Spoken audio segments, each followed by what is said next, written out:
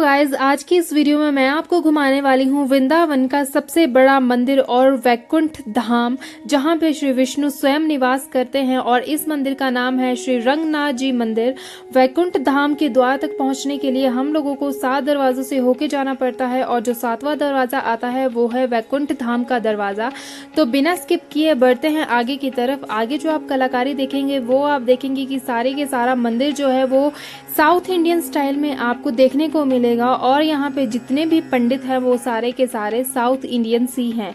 Plus यहाँ पे जितने भी फेस्टिवल्स और जितने भी यहाँ पे मनाए जाते हैं त्योहार वो सारे के सारे साउथ इंडियन ही होते हैं त्योहार। और यहाँ पे थोड़ा आगे पहुँचने के बाद मैंने हायर कर लिए थे एक गाइड, जो कि मुझे मिले थे बहुत क्यूट से दादू, ताकि मैं यहाँ की सारी जानकारी ले सकूँ, प्लस मैं आपको भी वो सारी की सारी जानकारी बता सकूँ। तो ये जो मंदिर है रंगनाथ जी मंदिर 1851 सदी में इसको बनाया गया था, जिसके ऊपर उस समय में 45 लाख रुपीस खर्च हुए थे, जो कि उस टाइम में बहुत ज्यादा होते थे। और उस टाइम हमारे हिंदुस्तान पर ब्रिटिशर्स शासन था, मतलब ब्रिटिशर्स हमारे ऊपर राज करते थे। साथ में ही आपको यहाँ पे बहुत सारे स्तंभ देखने को मिलेंगे, जिसके ऊपर आपको अलग अलग तरह से कलाकृतियां आपको देखने को मिलेगी, अलग अलग उसके ऊपर डिजाइन आपको देखने को मिलेंगे। यहाँ पे 284 पूरे के पूरे स्तंभ है। जो भी देवी देवता हमारे भारतवर्ष में पूजनीय हैं, उन सभी देवी देवताओं के दर्शन आपको इन स्तंभों के ऊपर हो जाएंगे। इसके बाद हम चलते हैं वैकुंठ धाम की तरफ। बट वैकुंठ धाम की तरफ जाने से पहले मुझे यहाँ पे एक इंटरेस्टिंग फैक्ट पता चलता है कि यहाँ पे गैर हिंदुओं का आना वर्जित है, और अगर यहाँ पे फॉरेनर्स घूमने आते हैं तो वो सिर्फ एक ही जो हमारे द्वार है वहां तक प्रवेश कर सकते हैं, उसके बाद वो अंदर नहीं जा सकते हैं। ये बात पता नहीं कितनी सच है कितनी झूठ है, बट वहाँ के जो स्थानीय लोग हैं वहां से मुझे ये बात पता चली है। तो चलो चलते हैं वैकुंठ धाम की तरफ। वहां पर पहुंचने से पहले हम लोगों को बीच में बहुत सारे मंदिर लगेंगे, तो सबके दर्शन करते हुए हम आपको लास्ट में लेके चलेंगे वैकुंठ धाम के द्वार तक। और एक सबसे ज़रूरी बात मैं आपको बता दूं कि जब भी आप कभी फर्स्ट टाइम इन टेम्पल्स में घूमने जाएं तो बहुत सारी जगह पे आपको गाइड्स बाहर से ही मिलना स्टार्ट हो जाते हैं। वो आपको बाहर से ही गाइड हायर करने के लिए बोलना स्टार्ट कर देंगे, जो कि आपको 200-300 रुपीज़ चार्ज करेंगे। तो मैं आपको बता दूं, आपको गाइड मंदिर में प्रवेश करने के बाद ही हायर करना है, जो सिर्फ आपसे 50 रुपये लेंगे।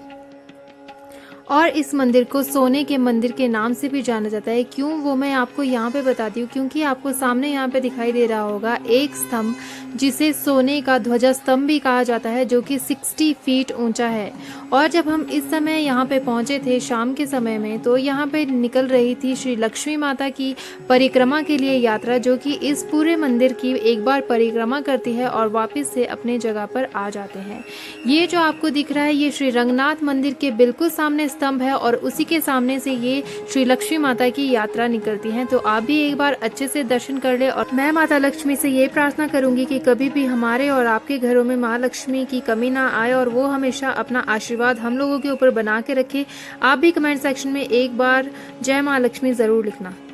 और गाइज यहाँ की मैं आपको इंटरेस्टिंग बात एक और बता दूं कि हर एक मंदिर में आपको एक ही भगवान की 2-2 मूर्तियां देखने को मिलेगी, जिसमें से एक मूर्ति सोने की बनी होती है और दूसरी मूर्ति पत्थर की बनी होती है। जो मूर्ति सोने की बनी होती है वो अचल विचल के लिए होती है, मतलब जब भी परिक्रमा के लिए मूर्तियां निकलती हैं तो जो सोने की मूर्ति है वही परिक्रमा के लिए जाती हैं, और जो दूसरी मूर्ति पत्थर की होती है वो वहीं पे ही रहती है। पत्थर की मूर्ति में ज्यादातर यहाँ पे डायमंड से तिनका तिलक किया गया होता है, और साथ में चांदी की उनकी आंखें लगाई गई होती है। अब जिस जगह पे हम पहुंचे ये एक कुंड या तालाब भी आप इस जगह को बोल सकते हैं। बोलते हैं श्री विष्णु जी ने यहाँ पे गजराज को मारा था, और जब साल में एक बार वैकुंठ द्वार खुलता है तो यहाँ पे श्री विष्णु जी आते हैं, उनका नौका विहार करवाया जाता है, और साथ में लकड़ी से या फिर कागज से बने गज मतलब कि हाथियों को यहाँ पे तैराया जाता है। और बिल्कुल वही दृश्य यहाँ पे फिर से लाया जाता है जो कि उस समय आया होगा जब श्री विष्णु ने गजराज को मारा था। तो यहाँ पे दर्शन करने के बाद अब हम बढ़ेंगे आगे की तरफ। यहाँ पे दर्शन करने के बाद हम गए थे श्री राम सीता और लक्ष्मण जी के मंदिर में दर्शन करने, और वहाँ के बाद हम गए थे डायरेक्ट वैकुंठ धाम। और उसके बाद एक बार फिर से हमने देखा था सोने का स्तंभ, क्योंकि इस मंदिर को सोने का मंदिर भी कहा जाता है। तो उस स्तंभ के आप एक बार फिर से दर्शन कर देना, जो कि 60 फीट आपको दिखाई देगा, और कहते हैं लगभग 20 फीट वो धरती के अंदर धंसा हुआ है। तो एक बार कमेंट सेक्शन में जय श्री राम जरूर लिखना।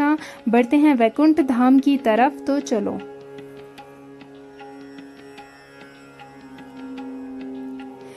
तो गाइज ये है वो दरवाज़ा, फाइनली वेट इज़ ओवर। ये है वैकुंठ धाम का दरवाज़ा, जो कि 7वां द्वार है श्री रंगनाथ मंदिर का, जो कि साल में केवल एक बार खुलता है, जिस दिन गुरु पूर्णिमा या रक्षाबंधन भी उस दिन को बोलते हैं, उस दिन ये दरवाज़ा खुलता है। और यहाँ पे आगे आपको दिखाई देंगे श्री विष्णु जी के वाहन, जिस पे बैठकर श्री विष्णु जी इस पूरे मंदिर की परिक्रमा करते हैं। उसी दिन जल विहार भी होता है, जो कि मैंने आपको पहले भी बताया। सामने जो ये आपको दिख रहा है, एक जो ये बना है सोने की धातु से ये बना है, इसके ऊपर बैठकर श्री विष्णु जी को जो है वो पूरा का पूरा दर्शन करवाए जाते हैं, पूरे के पूरे परिक्रमा करवाई जाती है इस मंदिर की। और यहाँ पे दर्शन करने के बाद हम गए थे एक बार फिर से 60 फीट ऊंचे सोने के स्तंभ के दर्शन करने। तो आप भी एक बार ज़रूर दर्शन कर लेना उस स्तंभ के, जो कि आपको यहाँ से बिल्कुल सामने दिखाई देगा। ये स्तंभ पूरा का पूरा सोने का बना हुआ है, जैसा मैंने पहले भी बोला 60 फीट ये ऊपर दिखाई देता है और 20 फीट ये धरती के नीचे धंसा हुआ है। यहाँ के लोगों के अनुसार इसको यहाँ का सोने का ध्वजा स्तंभ भी कहा जाता है, जो कि श्री रंगनाथ जी के मंदिर के बिल्कुल सामने ये ध्वज आपको, ये स्तंभ ध्वज आपको देखने को मिलेगा। इस मंदिर के अंदर आपको शीश महल और वाहन घर जैसे कुछ 2-3 ऐसी जगह देखने को मिलेगी, जहां पे आपको टिकट लेके अंदर जाना पड़ता है। हम लोगों के पास समय थोड़ा कम था, जिस वजह से हम अंदर नहीं जा सके। बट अगर टिकट की मैं बात करूँ तो टिकट आपको 20-25 रुपए में आपको टिकट मिल जाएगी, और उस टिकट में आप तीनों की तीनों जगह जो वो आराम से घूम सकते हो। आई होप गाइस कि आप लोगों ने दर्शन अच्छे से कर लिए होंगे। अगर आपको वीडियो अच्छी लगी है तो प्लीज़ सब्सक्राइब माय चैनल। मिलते हैं जल्दी ही नेक्स्ट वीडियो में, तब तक के लिए चैनल को सब्सक्राइब करो, सो दैट आपके पास नोटिफिकेशन आ जाए। नोटिफिकेशन के लिए हिट द बेल आइकन। जय श्री राम, जय श्री राधे, राधे कृष्णा, हर हर महादेव, बाय बाय। लाइक ज़रूर करना एक बार वीडियो को।